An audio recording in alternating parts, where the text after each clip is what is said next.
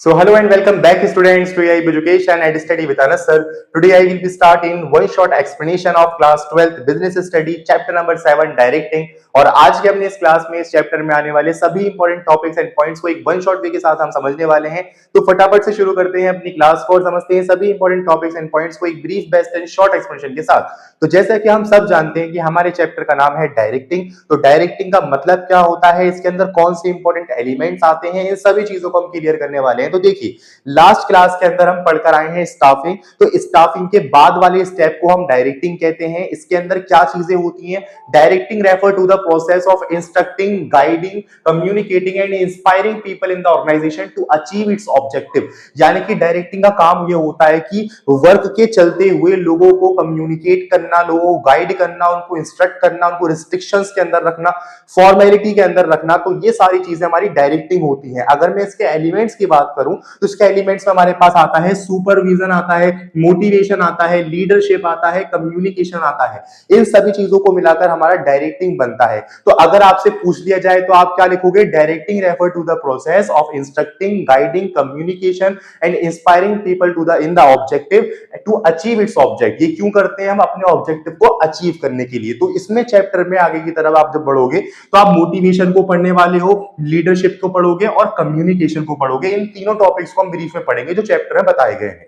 तो देखिए, सबसे पहली चीज हम मोटिवेशन से शुरुआत कर लेते हैं। तो सबसे पहले हम ये जानते हैं कि भाई किसी भी जगह पर दो टाइप के फैक्टर होते हैं। पहला हमारे पास होता है ह्यूमन फैक्टर।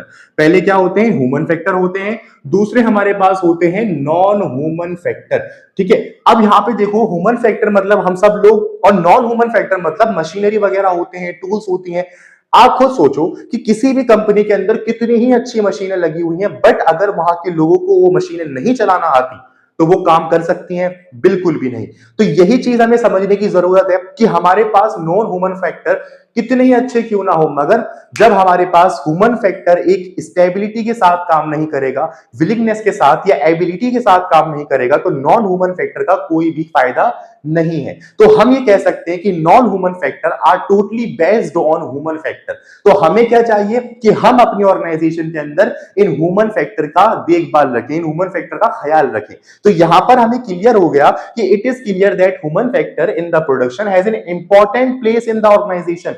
तो हमारी ऑर्गेनाइजेशन के अंदर नॉन ह्यूमन फैक्टर से भी ज्यादा इंपॉर्टेंट प्लेस किसका हुआ? ह्यूमन फैक्टर का हुआ, नहीं हुआ? तो ह्यूमन फैक्टर का ख्याल रखना हमारी जिम्मेदारी है। तो ह्यूमन फैक्टर को मोटिवेट करने के लिए, ह्यूमन फैक्टर को जनरेट करने के लिए, या फिर उनके अंदर एनर्जी डेवलप करने के लिए हमारा सबसे इंपॉर्टेंट फैक्टर जो काम करता है वो करता है motivation. So what is motivation? देखिए, motivation refer to that process which excites people to the work in a desired manner for the attainment of a desired objective. मतलब मोटिवेशन जो है वो क्या काम करता है? एक ऐसा प्रोसेस है जो लोगों को एक्साइट करे, लोगों को एक्साइटमेंट दे। लोगों को एक्साइटमेंट दे क्यों दे? अपने काम को और बेहतर तरीके से करने के लिए, अपने काम को अपनी एनर्जी के साथ करने के लिए, अपने काम को विलिंगनेस के साथ करने के लिए। तो यही चीजें हमें मोटिवेशन कहलाती है। ठीक है जी। तो मोटिवेशन के बेसिकली दो इंसेंटिव्स होते हैं, अभी हम पढ़ेंगे। तो पहले आप देखो कि यहां पर सबसे पहले हमने क्या देखा कि हमारी ऑर्गेनाइजेशन में दो तरीके के फैक्टर हैं, ह्यूमन फैक्टर और नॉन ह्यूमन फैक्टर। हमें जो ख्याल रखना है वो ज्यादा ह्यूमन फैक्टर का रखना है, क्योंकि non human factor are totally based on human factor.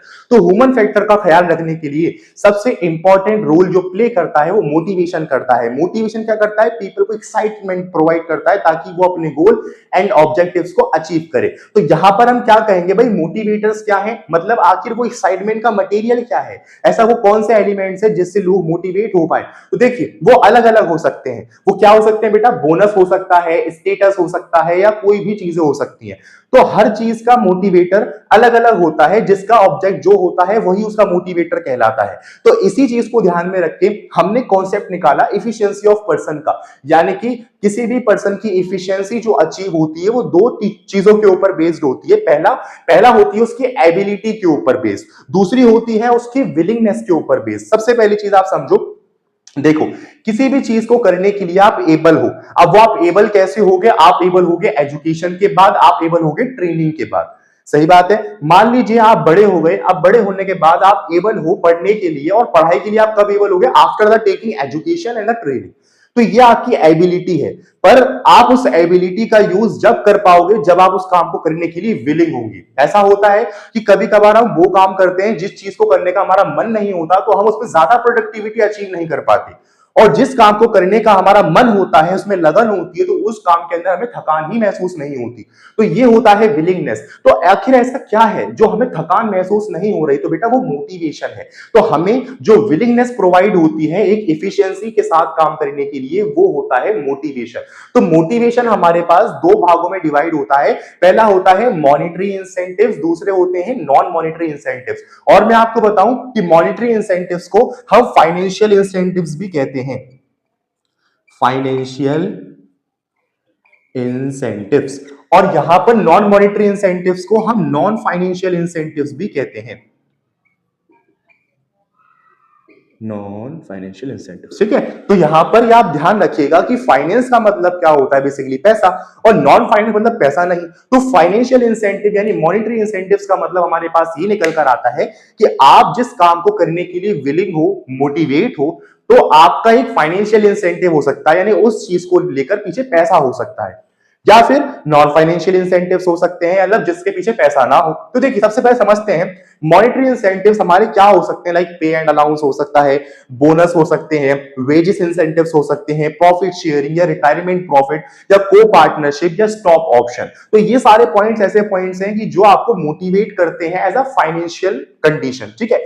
Non monetary incentives जैसे कि आपका स्टेटस है ना, ऑर्गेनाइजेशनल क्लाइमेट हो गया, career advancement and opportunities, employees participation या फिर एम्प्लॉइज एम्पावरमेंट। तो ये हमारे नॉन फाइनेंशियल इंसेंटिव्स यानी नॉन मॉनिटरी इंसेंटिव्स कहलाते हैं। तो हमने क्या जाना कि हमारे अंदर जो विलिंगनेस आती है वो कैसे आती है? After the motivation. And motivations के दो भाग होते हैं हमारे पास। पहला होता है फाइनेंशियल, दूसरा होता है non financial. That means monetary and non monetary. आप खुद भी सोचो कि अगर आप पढ़ रहे हो, अगर आपके पढ़ने में लगन है, तो आप पढ़ने में थकान महसूस नहीं करोगे, और वो जो लगन है उसके पीछे कोई राज है, उसके पीछे एक राज है, एक गोल है, एक ऑब्जेक्टिव, एक स्टैंडर्ड है। तो वो गोल, ऑब्जेक्टिव, स्टैंडर्ड, ये तीनों बातें किसके ऊपर डिपेंड होंगी? दो चीजों पे होंगी, या तो फाइनेंशियल इंसेंटिव पे या नॉन फाइनेंशियल इंसेंटिव पे। या तो आपको पढ़ लिखकर बहुत सारा पैसा कमाना है, या फिर आपको अपना स्टेटस बनाना है, या फिर आपको अपना घर बनाना है, आपको ये चीजें खरीदनी है, आपको वो खरीदना है। तो किसी भी काम को करने के पीछे सभी का कुछ ना कुछ गोल होता है। तो वो गोल, वो ऑब्जेक्टिव, वो स्टैंडर्ड ही आपको मोटिवेट करते हैं। That are called your motivator. तो मोटिवेटर आपके ये हैं। तो ये मोटिवेशन हर जगह अलग अलग हो सकती है, ठीक है। ये डिपेंड करता है कि आप कर क्या रहे हैं। तो ये था आपका एक तरीके से मोटिवेशन।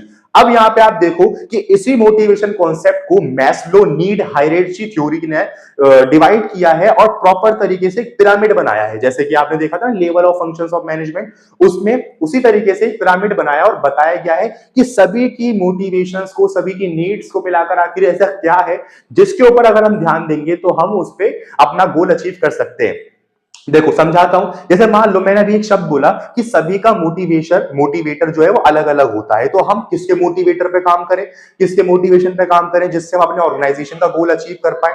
तो इसका सबसे बड़ा रीजन ये है, मैस्लो जी ने हमें थ्योरी दे दी कि भाई ये जो है वो बेसिक चीजें हैं, आप इनके ऊपर काम कर लो, आप सभी की नीड्स को फुलफिल और सेटिस्फाइड कर पाओगे एज अ ऑर्गेनाइजेशनल लेवल। तो अब उनको समझते हैं कि वो आखिर किस तरीके से वो थ्योरीज हमें दे रखी हैं और इंडिविजुअल बेसिस पर, ऑर्गेनाइजेशनल बेसिस पर वो क्या काम करती हैं। स्टूडेंट्स, हम बात करते हैं अब्राहम मैस्लो के द्वारा दी गई थ्योरीज के बारे में, जिसमें मोटिवेशन के कॉन्सेप्ट को हम और अच्छे से समझ सकते हैं और उन फैक्टर्स को जान सकते हैं जो कि हर एक ह्यूमन को उसकी नीड होती है। तो अब्राहम मैस्लो ने 1943 के अंदर हमें ये थ्योरी दी। और ये ध्यान रखिएगा, कभी कभार जो थ्योरीज हमें जो देते हैं उनके बारे में पूछ लिया जाता है। जैसे कि फ्रेडरिक विंसलो टेलर जी हैं, हेनरी फ्योल जी हैं, इन्होंने principles of management, techniques of management हमें दिया। ऐसे ही जो अब्राहम मैस्लो है, इन्होंने जो हायरार्की नीड्स, हायरार्की थ्योरीज जो हमें दी हैं, इनके बारे में पूछ लिया जाएगा। तो मैं आपको बता दूं, ये जो अब्राहम मैस्लो है, इनका जन्म हुआ था बेटा 1908 के अंदर और इनकी मृत्यु हो गई थी 1970 के अंदर।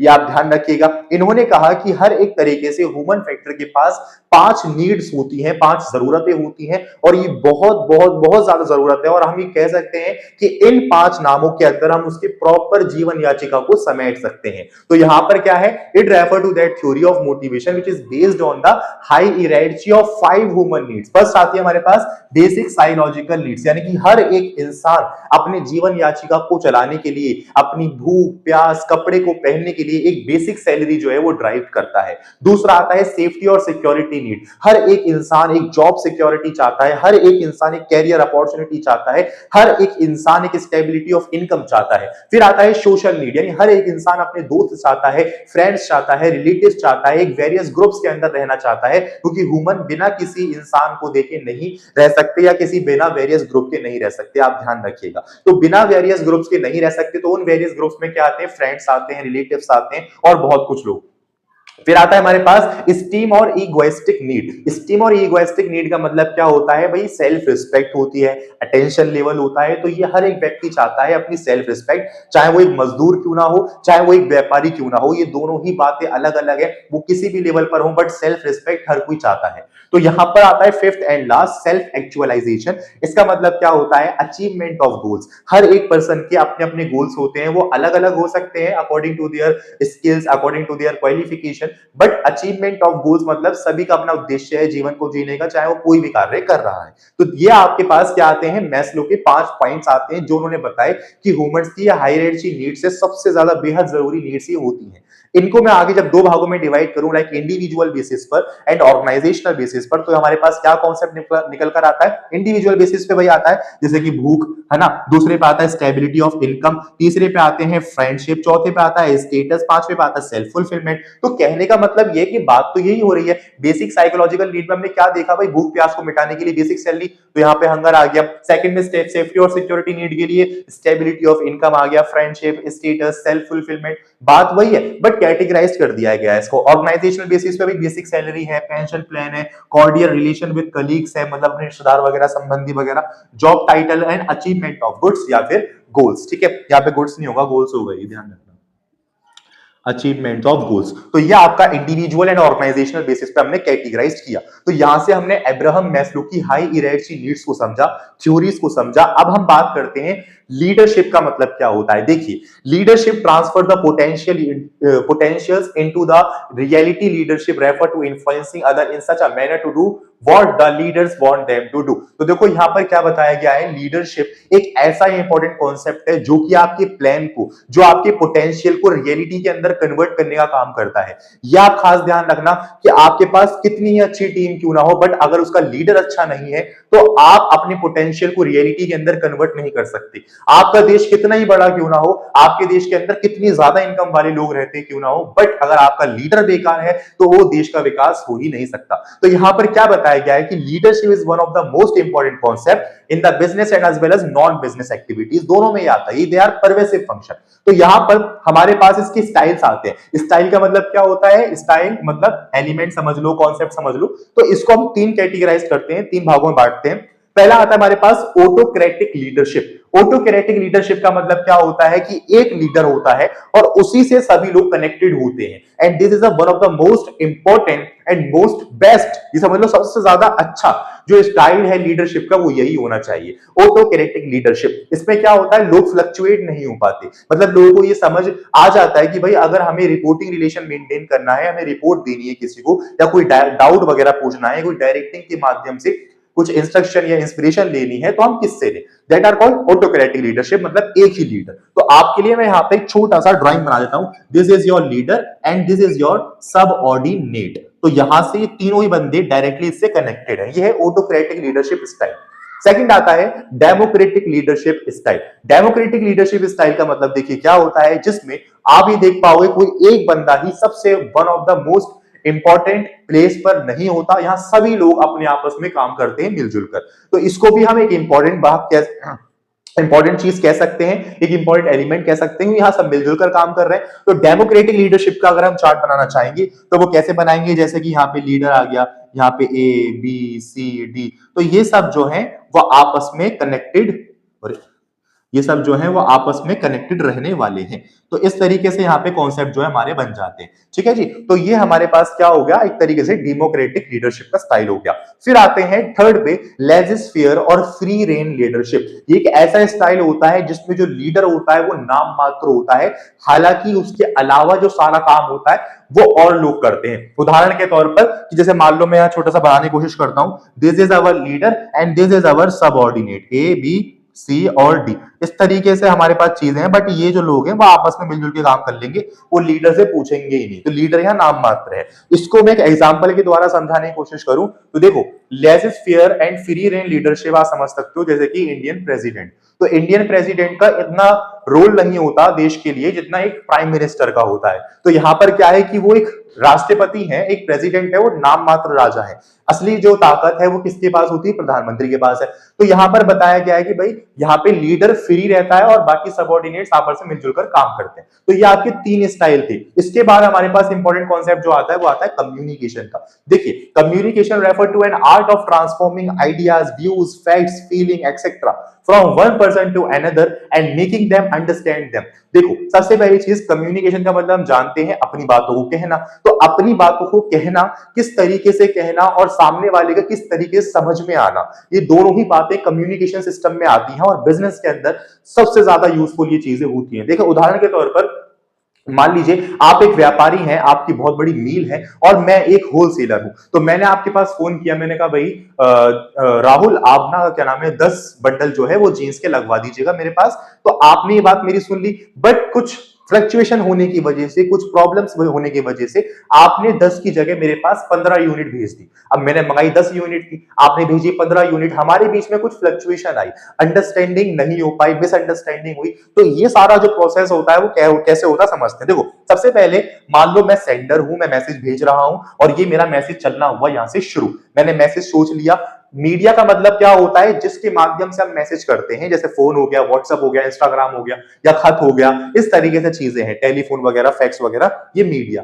अब यहां से मैसेज का मीडिया तक आते हुए इसे कहते हैं इनकोडिंग। मतलब इनकोडिंग होना बहुत जरूरी है। आपका जो मैसेज है वो प्रॉपरली ट्रांसफॉर्म हुआ है या नहीं, ये इंपॉर्टेंस रखता है। उसके बाद आप आ गए, रिसीवर राहुल आ गया। अब उसके पास डिकोडिंग, यानी कि जो मेरा मैसेज पे पहुंचेगा, पहला मेरा मैसेज मीडिया पे गया, दैट आर कॉल्ड इनकोडिंग, और मेरा मीडिया से मैसेज रिसीवर पे गया, दैट आर कॉल्ड डिकोडिंग। और फिर हमें फीडबैक मिल जाता है, मतलब उसका रिजल्ट मिल जाता है। सो ये है आपका कम्युनिकेशन प्रोसेस। इस चैप्टर के अंदर आपके पास एक और इंपॉर्टेंट पॉइंट आता है जिसको हम कहते हैं टाइप्स ऑफ कम्युनिकेशन। ये ध्यान रखिएगा, इसको हम कहते हैं टाइप्स, वैसे जगह बच नहीं रही, टाइप्स ऑफ कम्युनिकेशन। तो टाइप्स ऑफ कम्युनिकेशन को बेटा हम दो भाग में बांटते हैं। पहला आता है फॉर्मल कम्युनिकेशन, दूसरा आता है नॉन फॉर्मल कम्युनिकेशन या फिर इनफॉर्मल कम्युनिकेशन, हम इसको जानते हैं। देखिए, सबसे पहली चीज जो हमारे पास फॉर्मल कम्युनिकेशन है उसमें क्या होता है, एक प्रॉपर चैन फॉलो की जाती है। एक प्रॉपर चैन कैसे फॉलो की जाती है, जैसे कि वर्कर को अगर कोई बात बॉस से कहनी है तो वो डायरेक्टली उसके पास नहीं जाएंगे। वर्कर पहले सुपरवाइजर से कहेगा, सुपरवाइजर डिपार्टमेंटल मैनेजर से कहेगा, डिपार्टमेंटल मैनेजर फिर एक डिप्यूटी मैनेजर से कहेगा, फिर जाके कहीं वो आगे बात पहुंच पाएगी। That are called formal line of communication. अब यहां पर जिस भी बात को कहने में किसी तरीके की कोई लाइन फॉलो नहीं की जाती, उसको हम इनफॉर्मल कम्युनिकेशन कहते हैं, जिसमें कोई लाइन फॉलो नहीं की जाती। जैसे कि हमने देखा था ना चैप्टर नंबर 4 के अंदर, आई थिंक ऑर्गेनाइजिंग के अंदर, formal organising and informal organisation. तो यहां पर क्या होता है कि फॉर्मेलिटी मेंटेन करना, आपस में कोड ऑफ कंडक्ट मेंटेन करना और एक चैन फॉलो करना। बट इनफॉर्मल वो चीज जब बन जाती है जब हम आपस में रिलेशन मेंटेन करना शुरू करते हैं। उदाहरण के तौर पर एक कंपनी के अंदर मान लीजिए आपके फ्रेंड जो मैनेजर है, आप एक सुपरवाइजर है, तो कंपनी में आपकी जो फॉर्मल कम्युनिकेशन रहेगी, बट बाहर जाके आप साथ में खाना खा रहे हो, आप साथ में बातें कर रहे हो, मैसेज सेंड कर रहे हो, तो ये सब तो इनफॉर्मल है। तो informal communication are totally based on formal communication, ये आप ध्यान रखिएगा। तो formal communication are the follow to the line, specific formal line, and the informal communication are not follow to any types of line. तो यहां पर क्या होता है, ये आपकी टाइप्स ऑफ कम्युनिकेशन है जो दो आती है, सो मैंने आपको बता दी। अब यहां से हम जानते हैं कि ये जो इनकोडिंग और डिकोडिंग है, अभी आपने मेरी बात पे ध्यान दिया हो तो मैंने आपको बताने की कोशिश की, कि हमारे बीच में कभी कभार मिसअंडरस्टैंडिंग हो जाती है, कोई बात नहीं समझ में आती या कुछ भी दिक्कत है, तो उसको हम बोलते हैं कम्युनिकेशन बैरियर। तो इन कम्युनिकेशन बैरियर को हमने बांटा है 4 भागों में, इनको समझने की कोशिश। स्टूडेंट्स, हम बात करते हैं अपने कम्युनिकेशन बैरियर्स की। मतलब जब दो पार्टीज आपस में बात करती हैं तो उनकी बात में कुछ भी अगर कोई फ्लक्चुएशन आती है तो हम उसको कितनी कैटेगराइज में क्लासिफाइड कर रहे हैं, ये फटाफट से देखते हैं। सबसे पहली कैटेगरी हमारे पास आती है सिमेटिक बैरियर। सिमेटिक बैरियर का मतलब क्या होता है कि इनकोडिंग और डिकोडिंग में जब कोई गलती हो जाती है, जिसको हम मिसअंडरस्टैंडिंग भी कहते हैं, तो उसको हम सिमेंटिक बैरियर कहते हैं। मतलब मैंने आपसे कुछ कहा, आपने कुछ सुना और फीडबैक कुछ और आया, तो इस तरीके से उसको सिमेटिक बैरियर के नाम से हम क्लासिफाइड कर रहे हैं। देन हमारे पास आता है साइकोलॉजिकल बैरियर, या फिर इसको इमोशनल बैरियर के नाम से भी हम जानते हैं। ये बेसिकली डिपेंड है, बेस्ड है किसके ऊपर, स्टेट ऑफ माइंड पे, अपसेट माइंड पे या एंग्री माइंड पे। तो यहां पर क्या होता है कि कभी कभार हम अपने इमोशनल्स के बेस पर कभी कम्युनिकेशन में इतना इफेक्टिवनेस या एफिशिएंसी अचीव नहीं कर पाते।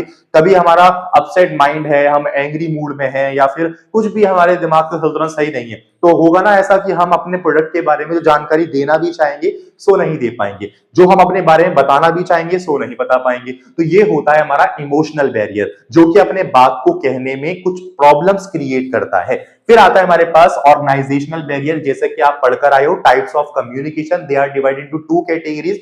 First one is formal and second one is informal, and formal communication are follow to line, formal line. तो यहां पर ये क्या होता है, फॉर्मल लाइन भी कभी कभार अपनी बातों को कहने के अंदर कुछ प्रॉब्लम्स क्रिएट करती है। इसीलिए यहां पर इसमें जो इफेक्टिव पॉइंट है वो क्या है, ऑर्गेनाइजेशनल स्ट्रक्चर है, ऑथोरिटी एंड रिलेशनशिप्स है, रूल्स एंड रेगुलेशन है। तो ये हमारे ऑर्गेनाइजेशनल बैरियर्स होते हैं जो अपनी बात को एक व्यक्ति से दूसरे व्यक्ति तक कहने में प्रॉब्लम्स या टाइम डिले करवाती है। ठीक है। फिर आता है हमारे पास पर्सनल बैरियर। पर्सनल बैरियर का मतलब क्या होता है, ये दोनों ही पार्टीज मतलब सेंडर एंड रिसीवर के अपने पर्सनल फैक्टर होते हैं, जैसे घबराहट होना, या फिर इतना कॉन्फिडेंस नहीं होना, अपने प्रोडक्ट के बारे में अच्छी जानकारी ना होना, या फिर उसको अच्छे से बता ना पाना। तो ये हमारे पर्सनल बैरियर्स होते हैं। मतलब हमारा माइंड भी ठीक है, ऑर्गेनाइजेशनल स्ट्रक्चर भी सही है, सिमेंटिक बैरियर्स भी सही है, सब कुछ सही है, बट हम कॉन्फिडेंस में नहीं है कि अपनी बातों को कह सके, अपनी बात को दूसरे को समझा सके या अपने बारे में बता सके। तो ये हमारे पर्सनल बैरियर्स होते हैं, और ये दोनों तरफा हो सकते हैं, सेंटर की तरफ से भी और रिसीवर की तरफ से भी। तो ये आपका टाइप्स ऑफ कम्युनिकेशन के बाद कम्युनिकेशन बैरियर का कॉन्सेप्ट था, और ये आपका लास्ट कॉन्सेप्ट आता है। होपफुली आपको समझ में आया होगा ये कंप्लीट चैप्टर। इस कंप्लीट चैप्टर के अंदर जितने भी इंपॉर्टेंट टॉपिक्स एंड पॉइंट्स थे, मैंने पूरी कोशिश करी कि आपको इस कंप्लीट चैप्टर को एक वन शॉट वे के साथ समझा सकूं।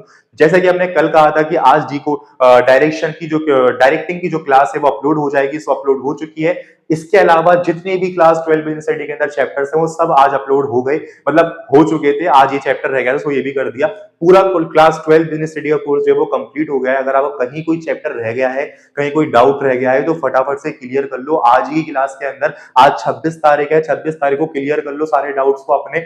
27 तारीख को सिर्फ और सिर्फ आपको क्या करना है, रिवीजन करनी है। जो आपने मेरे साथ पढ़ा है, लिखा है साथ में और चीजों को समझा है, सिर्फ वही पढ़ना है, और हर एक टॉपिक के फीचर्स, इंपॉर्टेंस एंड लिमिटेशंस को सिर्फ पढ़ के चला जाना है। क्योंकि आपने जो कॉन्सेप्ट समझने थे वो कॉन्सेप्ट आपने समझ लिए, टॉपिक आपको सारे समझ में आ गए। जब हमें टॉपिक समझ में आ जाएगा, कॉन्सेप्ट समझ में आ जाएगा, उसकी पूरी थ्योरी समझ में आ जाएगी, तो हम उसके फीचर्स बुक के अलावा भी 10 गुना बना सकते हैं, उसकी इंपॉर्टेंस खुद बना सकते हैं, लिमिटेशंस खुद बना सकते हैं। और सबसे बड़ी बात यह है कि कोई भी केस स्टडी आ जाए आप वो भी हल कर सकते हो, अगर आपने क्या कर रखा है, प्रॉपर तरीके से अपने कॉन्सेप्ट्स को बिल्ड कर रखा है। तो सो होपफुली आपके सारे डाउट्स क्लियर होंगे। कहीं कोई डाउट हो फटाफट से क्लियर कर लो, कहीं कोई डाउट हो तो मुझे बता दो, मैं आपको उस डाउट को क्लियर करने की पूरी कोशिश करूंगा। मिलते हैं अपनी नेक्स्ट क्लास में आपके डाउट सेशन के साथ और आपके सारे क्लियर ऑल डाउट्स के साथ। Thank you.